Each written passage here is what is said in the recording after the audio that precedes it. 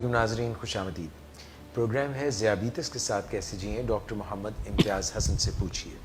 और ये प्रोग्राम हम आपके लिए लेके आते हैं डायबिटीज़ पाकिस्तान के फोरम से फेसबुक पे, और diabetics institute Pakistan 71 jail road Lahore, यहाँ से हम आपके लिए प्रोग्राम सोशल मीडिया पे लेके आते हैं। मेरे साथ स्टूडियोज़ में तशरीफ़ रखते हैं डॉक्टर मोहम्मद इम्तियाज़ हसन, जो कि मेडिकल डायरेक्टर हैं डायबिटिक्स इंस्टीट्यूट पाकिस्तान के और कंसल्टेंट डायबिटोलॉजिस्ट हैं। सर, आपकी प्रोग्राम में आमद का बहुत शुक्रिया। Thank you.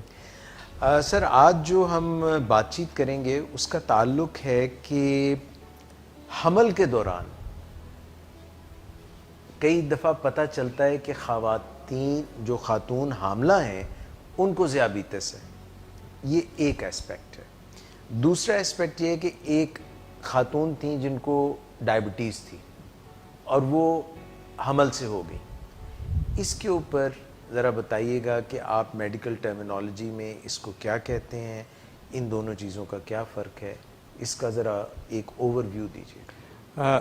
ये बड़ा एक इम्पॉर्टेंट टॉपिक है, बड़ा अहम चीज़ है। ये हमें रोज़मर्रा ज़िंदगी में इससे दो चार आना पड़ता है। होता ये है कि एक तो जिसको हम कहते हैं एग्जिस्टिंग डायबिटीज़, कि जिसको पहले शुगर है, टाइप 1 है या टाइप 2 है, अगर वो खातून प्रेग्नेंट हो जाती हैं तो वो उसके लिए वो प्रेगनेंसी में वो शुगर कंटिन्यू कर रही होती जैसे चल रही होती है। दूसरा उसमें होता है कि एक खातून है उसको शुगर नहीं होती, और जो ही वो ज़माना हमल में आती हैं तो उनको पता चलता है कि किसी भी दूसरे महीने या तीसरे महीने या आखिरी महीनों में पता चलता है कि उसको डायबिटीज़ हो गई है जी। तो इसको हम कहते हैं गेस्टेशनल डायबिटीज़ या ज़माना हमल की शुगर। तो इसको थोड़ा सा ये फ़र्क होता है, क्योंकि डायबिटीज़ एक आप ये समझें कि एक ऐसा फैक्टर है कि जो बॉडी के मेटाबॉलिज्म को, बॉडी के जो अंदर निज़ाम चल रहा हो तो उस पर एक लोड का काम करते हैं। थोड़ा मिसाल के तौर पे जब ख़ातून प्रेग्नेंट होती हैं तो जो प्लेसेंटा एक ऐसी चीज़ होती है जो माँ को बच्चे से जोड़ती है, वैसी टिश्यूज़ को हम प्लेसेंटा कहते हैं। तो उसके अंदर एक हार्मोन बनता है, तो प्लेसेंटल लैक्टोजन उसको कहते हैं। तो वो जो हार्मोन है वो शुगर को बढ़ाता है। तो जो ही प्रेग्नेंट खातून, उसका अगर उसकी फैमिली हिस्ट्री है, अगर खातून है उसके माँ या बाप को शुगर थी या भाई बहन को शुगर थी या उसका वेट ज़्यादा था और उसको अगर हमल के दौरान वो हामला हुई हैं तो उनको शुगर होने का ख़तरा ज़्यादा होता है। तो आम तौर पे ऐसी खातून जिसके अंदर फैमिली हिस्ट्री हो, ओवर वेट हो, तो उनको हम ग्लूकोज टेस्ट करवाते हैं ज़माना हमल के शुरू में, ताकि उससे पता चले कि अगर जो ग्लूकोज देने से उसकी शुगर ऊपर की तरफ जाती है कि नहीं जाती। इसको ग्लूकोज टॉलरेंस टेस्ट कहते हैं। तो गेस्टेशनल डायबिटीज़ थोड़ा सा इसलिए मुख्तलिफ होती है कि इसमें हम जो अपने कंट्रोल का मेयार है वो बहुत सख्त रखते हैं। सख्ती से मुराद ये है कि हम जो खाली पेट शुगर है, नाश्ते से पहले शुगर है, उसको हम 100 मिलीग्राम से नीचे रखते हैं, और नाश्ते के 2 घंटे बाद है वो 130 मिलीग्राम से कम रखते हैं। इसकी वजह ये है कि इसको जितना हम कंट्रोल रखेंगे तो प्रेगनेंसी के अंदर उसकी जो कॉम्प्लिकेशन है, पेचीदगियाँ, वो कम से कम होंगी। ठीक हो गया। अच्छा जी, डॉक्टर साहब ये फरमाइएगा कि जिन खातून को डायबिटीज़ है, क्या वो हामला हो सकती हैं या उसमें कोई प्रॉब्लम्स होती हैं? डायबिटीज़ एक बहुत बड़ी हर्डल है। बाज़ औक़ात ऐसे होता है कि बहुत सारी ख़वातीन जिनको पता नहीं होता उनको डायबिटीज़ है, लेकिन उनकी जो जब वो अक्सर वो डॉक्टर के पास, अपने गायनेकोलॉजिस्ट के पास जाती हैं कि जी उनकी कंसेप्शन नहीं होती, यानी वो कंसीव नहीं कर रही, यानी हमल ठहर नहीं रहा, हमल हो नहीं रहा, अगर होता है तो अबॉर्शंस हो जाती हैं या मिसकैरेजेस हो जाते हैं। तो जब उनको इन्वेस्टिगेट किया जाता है तो उसमें एक ये पता चलता है कि उनको शुगर थी। तो शुगर एक बुनियादी वजह है कि उससे ये मिसकैरेजेस, अबॉर्शंस और कंसेप्शन का ना होना, ये इसके साथ मुमकिन हो सकता है। लेकिन ये उसी सूरत में होता है कि जब आपके शुगर लेवल कंट्रोल ना हो।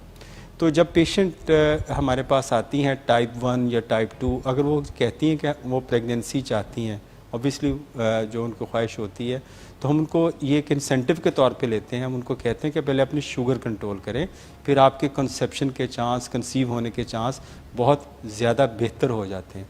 तो जो ही वो शुगर कंट्रोल होगी तो कंसीव वो कर सकती हैं।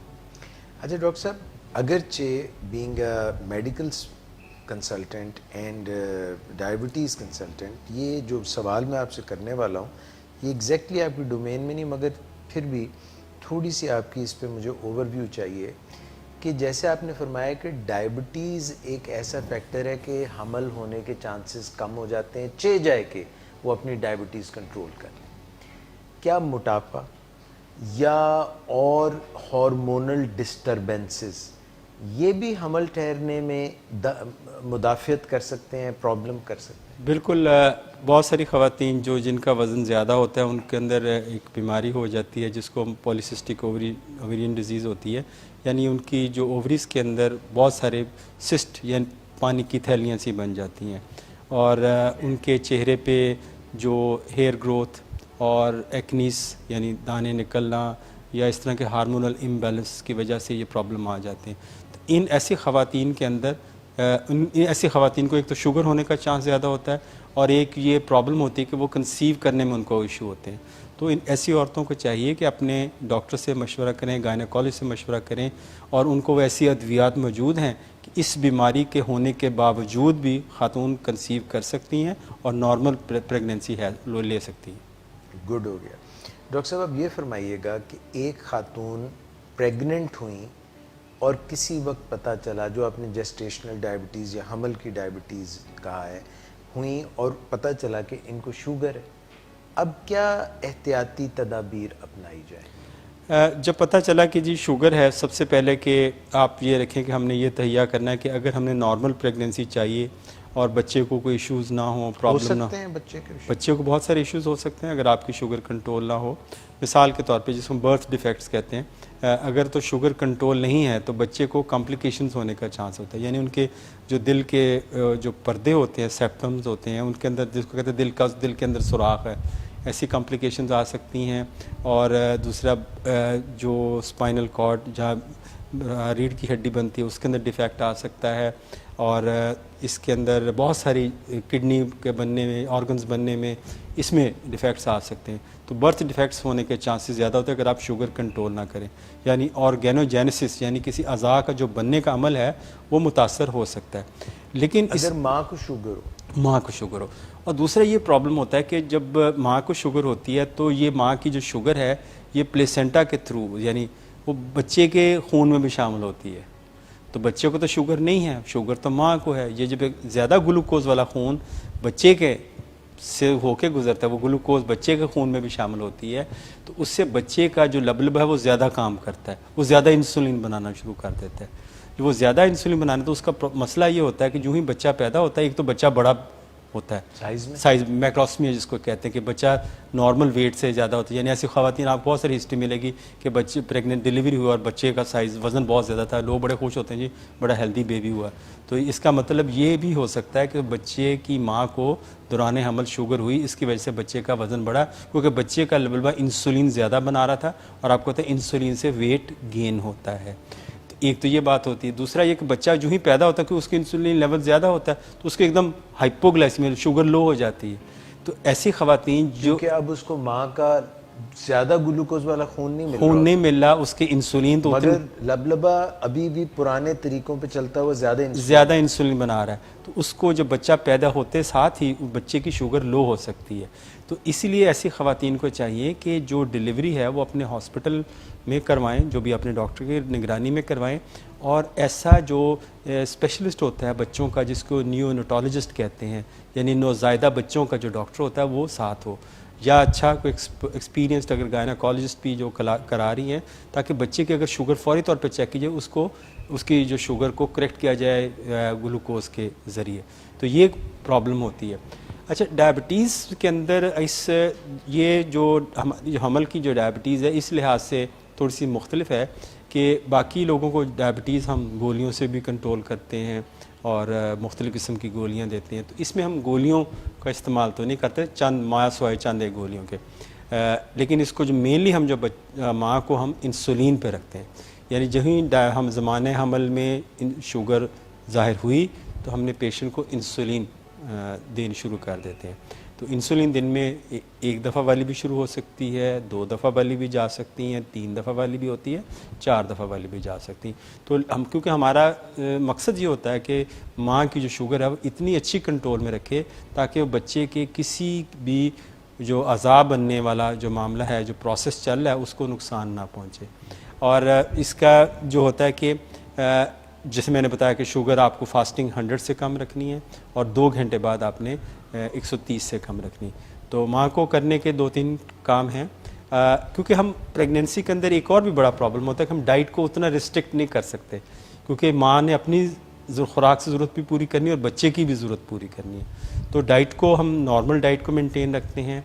माँ को फ़िज़िकल एक्टिविटी के लिए भी कहते हैं हल्की फुल्की वॉक या एक्सरसाइज वो भी करे, क्योंकि अगर वॉक नहीं करेंगे तो वज़न भी बढ़ सकता है, शुगर का कंट्रोल भी इफ़ेक्ट कर सकता है। लेकिन अगर खुदा न खास्ता आप किसी वजह से थ्रेटन्ड अबॉर्शन की वजह से गायनाकोलॉजिस्ट ने अगर मना किया कि आप एक्सरसाइज ना करें, बेड रेस्ट पे करें, तो उस बेड रेस्ट को फॉलो करें। लेकिन शुगर के लिए हमें बहुत टाइट कंट्रोल रखना पड़ेगा, ख़ास तौर पे जो शुरू का ट्राइमेस्टर है, पहले तो 3 महीने फर्स्ट ट्राइमेस्टर, उसमें क्योंकि एक बुनियाद रखी जा रही होती है बेबी की, उसके अंदर प्रॉब्लम की भी बुनियाद रखी जा रही होती है, उसमें हम कंट्रोल को बहुत हम टाइट रखें। लेकिन चाहिए तो ये है कि थ्रू आउट प्रेगनेंसी हम इस शुगर के कंट्रोल को बहुत टाइट रखें। और इसमें एक और जो होता है, जो ही हम शुगर का कंट्रोल टाइट रखते हैं, और लेकिन जो ही 28वां हफ्ता शुरू होता है, यानी 7वां महीना के बाद, 7th मंथ के बाद, आपने देखा होगा कि शुगर एकदम ज़्यादा होनी शुरू हो जाती है और इसमें हमें इंसुलिन की डोज भी बढ़ानी पड़ती है। तो ऐसी खातून को चाहिए कि 7वें महीने के बाद तो अपने डॉक्टर से मुसलसल राब्ते में रहे, ताकि उसकी जो शुगर बढ़ रही है उसके साथ इंसुलिन की डोज को भी बढ़ाया जाए।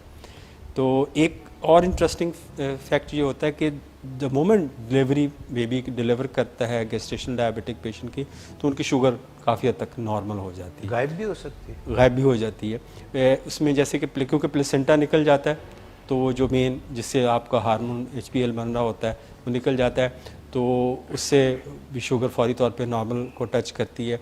और इस सूरत में हमें इंसुलिन की जो डोज़ है उसको फौरी तौर पे रिड्यूस भी करना पड़ता है।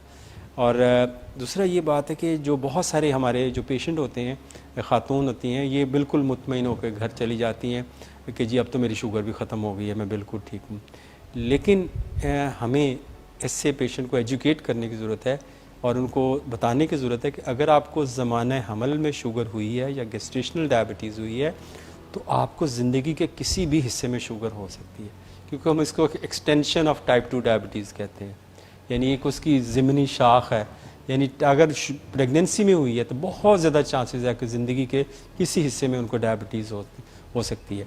लेकिन बाज़ औक़ात प्रेगनेंसी में जो डायबिटीज़ है वो बाद साथ भी चल सकती, हो सकता है कि उनकी डायबिटीज़ जारी और सारी रहे डिलीवरी के बाद भी। अच्छा डॉक्टर साहब, ये बच्चा जो है, यानी कि जो फीटस है या जो माँ के पेट में बच्चा है, उस पर क्या क्या इफ़ेक्ट्स पड़ते हैं ये आपने फरमाया।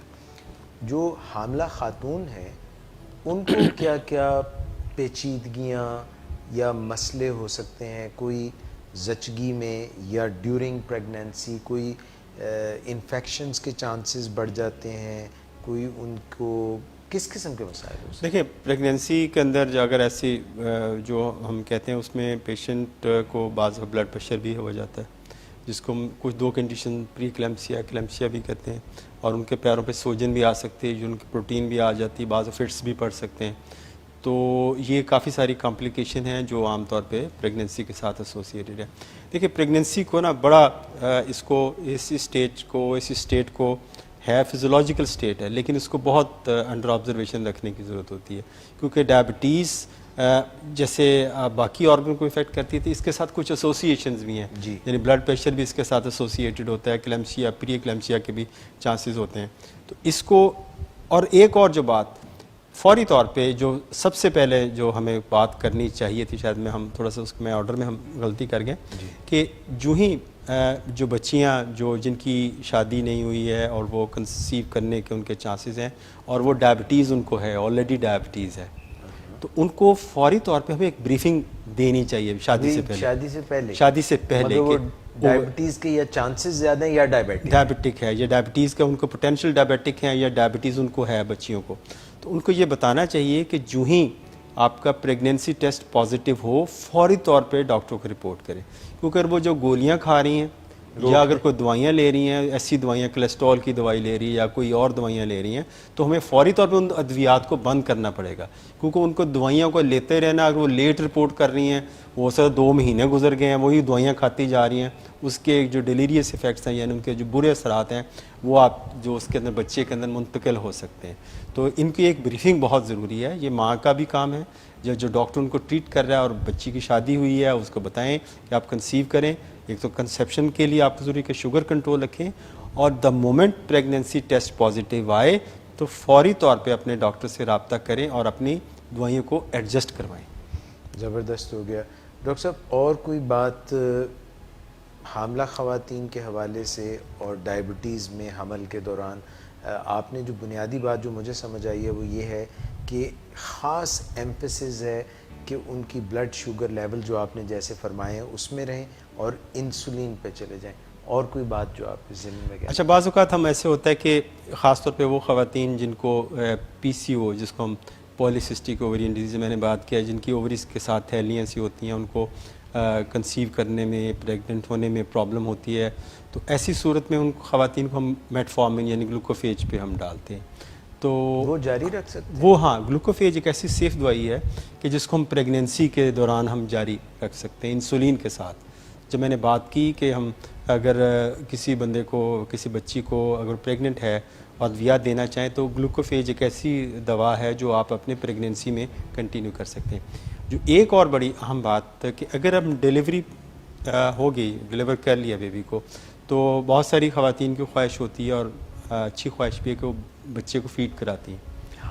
तो जो फीडिंग वाला मामला आता है तो उसमें भी हम ये फीड कराना चाहती तो कोशिश करें कि अगर वो डायबिटीज़ उनकी एग्जिस्टिंग डायबिटीज़ है यानी पहले डायबिटीज़ चल रही है तो वो अपनी इंसुलिन को बंद ना करें, क्योंकि इंसुलिन सेफ़ है। क्योंकि वो अगर आप दवाई लेंगे तो दवाई के मुज़र असरात वो बच्चे के दूध में शामिल, माँ के दूध में शामिल होकर बच्चे को मुंतकिल हो सकते हैं। इंसुलिन नहीं मुंतकिल? इंसुलिन का जो इफेक्ट, इंसुलिन मुंतकिल नहीं होगी और इंसुलिन के जो इफेक्ट है वो, और मेटफॉर्मिन यानी ग्लूकोफेज भी कंटिन्यू कर सकते हैं। अच्छा, ये भी सेफली दोनों लैक्टेशन में दूध पिलाने में भी कर सकते हैं। इस बात का ख्याल रखना बहुत ज़रूरी है कि लैक्टेशन में भी हम अपनी इंसुलिन को कंटिन्यू करें। जब वीनिंग का टाइम आए, जब उसको छुड़वाना हो दूध, तो फिर आप अपनी डॉक्टर के मशवरे से अपनी जो पुरानी अगर को गोलियां खा रहे हैं वो गोलियां या दवाइयां ब्लड प्रेशर की वो कंटिन्यू कर सकते हैं।